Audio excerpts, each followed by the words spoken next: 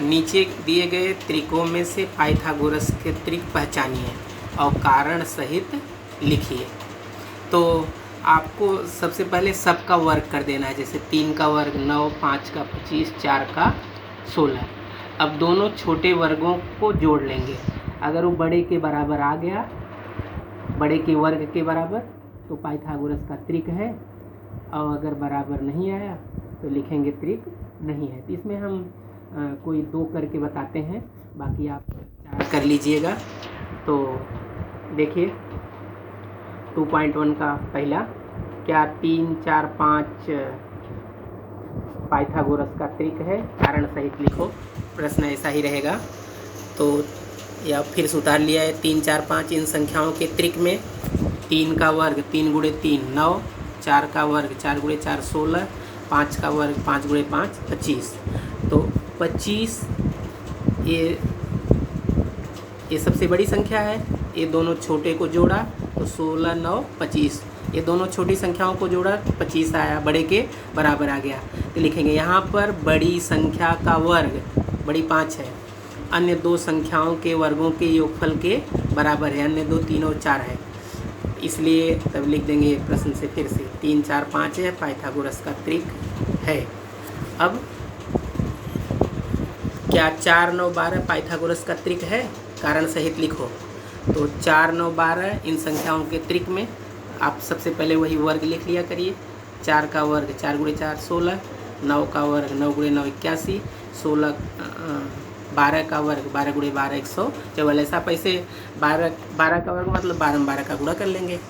अब देख रहे हैं सबसे बड़ी कौन है 144, और दोनों छोटी कौन है 16 और 81। 16 और 81 जोड़ा तो 97 आया, दोनों छोटे को जोड़ा 97, और बड़ी क्या है 144, दोनों बराबर नहीं है। तो देखा 144 बराबर नहीं है 16 धन 81 के।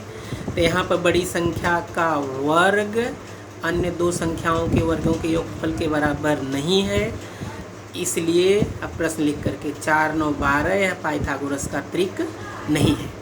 आप बाकी ऐसे कर लेंगे। तो अब आइए दूसरे प्रश्न पे।